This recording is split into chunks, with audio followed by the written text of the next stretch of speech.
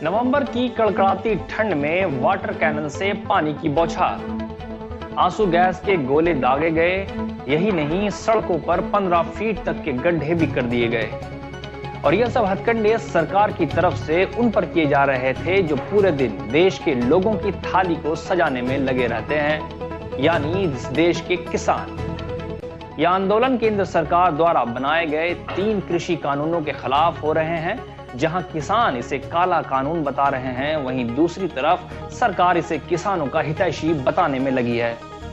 मगर आज हम आपको बताएंगे कि जिस तरीके की बात केंद्र में बैठी मोदी सरकार किसानों के लिए आज कर रही है, ठीक उसी तरह बिहार में ये बातें आज से 13 साल पहले हो चुकी हैं। बिहार में एग्रीकल्चरल रिफॉर्म लाने के लिए 2007 में एपीएमसी को हटाया गया था। एपीएमसी यानी एग्रीकल्चरल प्रोड्यूस मार्केट कमेटी। उस समय बिहार की सरकार ने भी यही सोचा था कि यह किसानों का हितैषी होगा, परंतु मामला उल्टा हो गया। 2019 में आई NCAER यानी national council of applied economic research की रिपोर्ट के मुताबिक बिहार का एग्रीकल्चरल एवरेज ग्रोथ देखे जाए तो यह देश के एवरेज ग्रोथ से भी कम है और यह हर साल घटता ही जा रहा है। बिहार सरकार के पॉलिसी मेकर्स ने उस समय यह अनुमान लगाया कि अगर एपीएमसी सिस्टम को हटा दिया जाएगा तो कृषि क्षेत्र में प्राइवेट इन्वेस्टमेंट बढ़ेगा और किसानों को अपने हिसाब से और अपने द्वारा तय किए गए कीमत पर फसलों को बेचने की छूट मिलेगी, जिससे उनका फायदा होगा। लेकिन सिर्फ ऐसा सोच लेने और अनुमान लगा लेने मात्र से नहीं हो जाता, उसको धरातल पर उतारने के बाद मामला उल्टा भी हो सकता है, ऐसा भी सोचा जाना चाहिए था।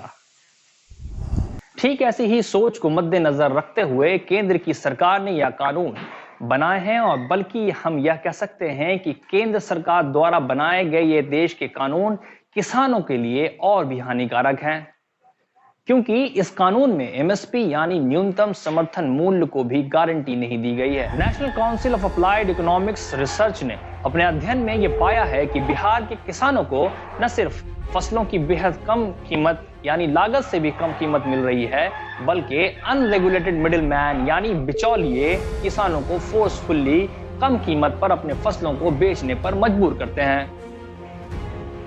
अब जानिए किसानों द्वारा मजबूरन औने पौने रेट पर अपनी फसल को बेचने का कारण आखिर है क्या। सबसे बड़ा और सबसे महत्वपूर्ण कारण है कि किसानों की आर्थिक तंगी और तुरंत पैसों की जरूरत होने के कारण उन्हें अपने फसल को ट्रेडर्स यानी व्यापारी को कम कीमत पर बेचने पड़ते हैं, और ऐसा इसलिए क्योंकि उन्हें अपने कर्ज को चुकता करना होता है। फसल के भंडारण तथा स्टोरेज के लिए जगह का अभाव होना भी एक बड़ा कारण है। इसके साथ साथ 90% गांव जो मार्केट से दूर होते हैं, जिनसे किसानों को अपनी फसल को मार्केट तक ले जाने में समस्याएं उत्पन्न होती हैं। इन्हीं कारणों की वजह से किसान अपनी फसलों को बिचौलियों के जरिए व्यापारियों तक कम कीमत पर और कई बार लागत से भी कम कीमत पर बेचने को मजबूर हो जाते हैं।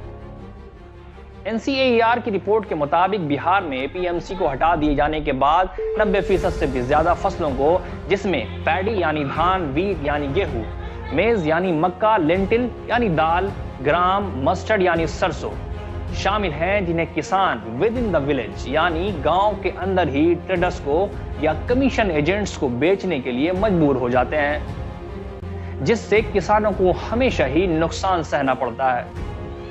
अब सवाल यह है कि जब केंद्र की सरकार के सामने इस जैसे कानून का असफल उदाहरण बिहार में मौजूद है, फिर भी वो देश भर के किसानों पर यह कानून थोपना क्यों चाहती है, और वो भी बिना उनकी रजामंदी के।